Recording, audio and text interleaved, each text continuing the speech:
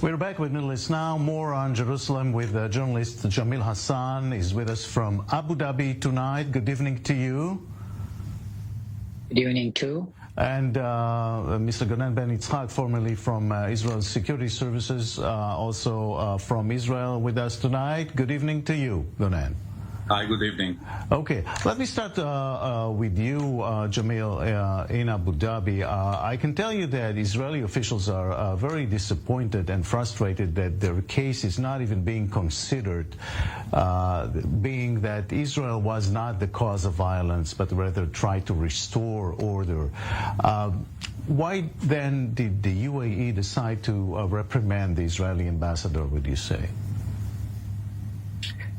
Well, first I tell you, calling on your ambassador reprimand, or these are the norms of diplomatic tactics. First of all, the holy month of Ramadan is ongoing. Muslims are praying, and this is the most holiest month in Islamic calendar.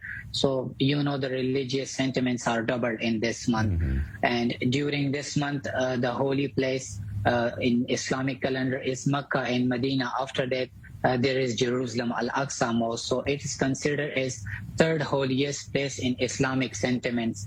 The worshippers were peaceful, or they were not peaceful, they were praying inside. But the issue is we see some videos of Israeli police. They are beating worshippers while they are praying. So these sentiments you cannot control, and the videos going viral worldwide. The world is watching, Muslims are watching, Christians are watching. You cannot hide sun with one finger. So the world is watching everything what is going on inside Al-Aqsa Mosque. The peaceful worshippers were beaten, they were hit, rubber bullets were used. So they can treat them very well in other way. But we believe, everyone believe what they see in the videos. Yeah. Gonen Ben Yitzhak, you see that the perception outside Israel is very much different. Our friend here says these were peaceful worshippers inside the mosque. But the picture in Israeli eyes is totally different. What do you say about that? I think that the truth is lying somewhere between the two groups.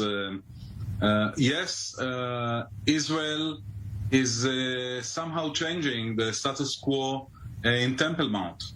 I personally went to Temple Mount March 3rd, and I saw a group of religious Jews that go to Temple Mount, try all the time to pray there, and all the time there are issues with the police.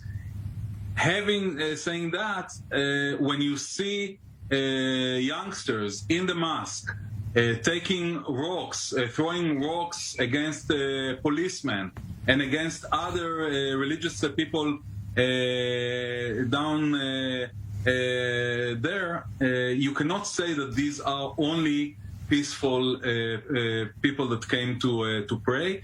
And I think that, unfortunately, both sides right now are controlled by extremists among Palestinians and among Israelis. Right now, the only extremists decide what will be next.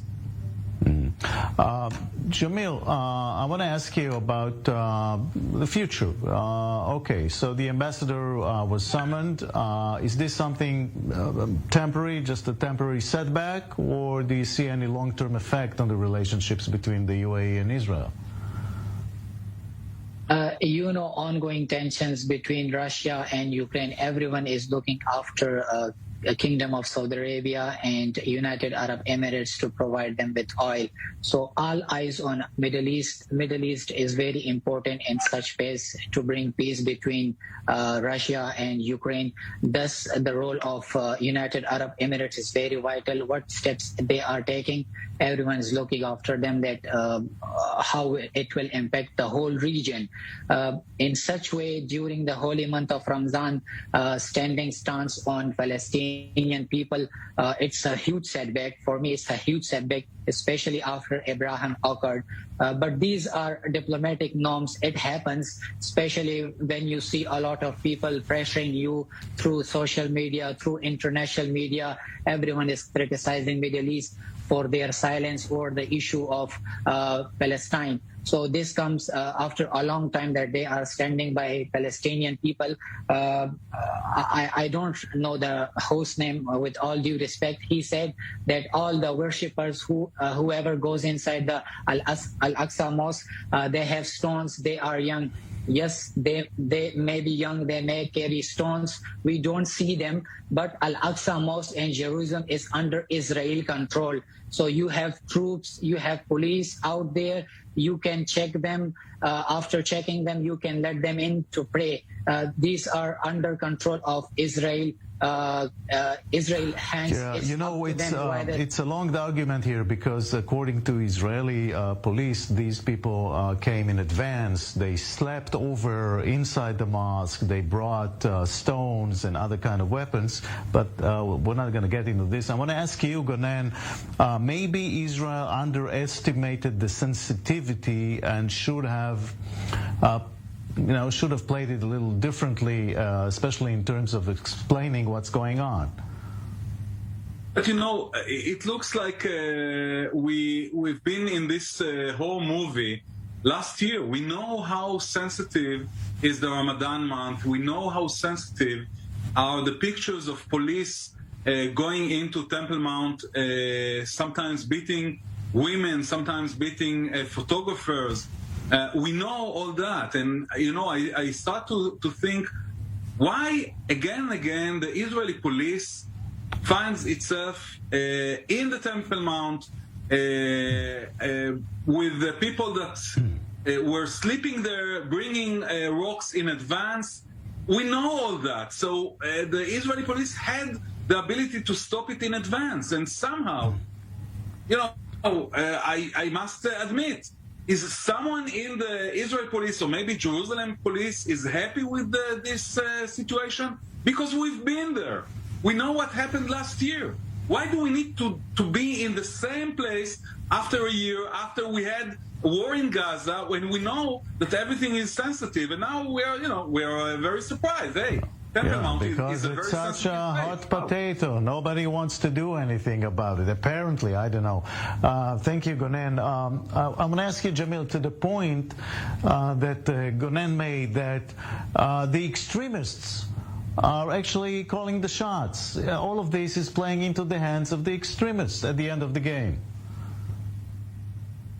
Exactly. We are aware the ongoing situations in Israel, the terror attacks which are happening from last 2 or 3 weeks. It doesn't reconcile the things with Al-Aqsa or Temple Mount. It should have been in a good way, in another way, because the extremist comes only within Israel or within Palestine. It's under Israel control. Whoever they want to control, they can control.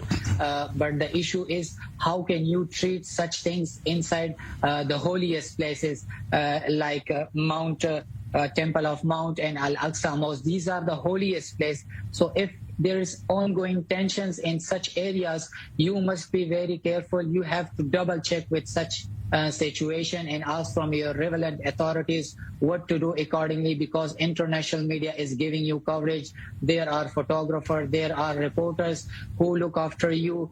Any action you are taking, the whole world sees you. So I believe that Israel police officials, they should be much more careful than what they did for last week.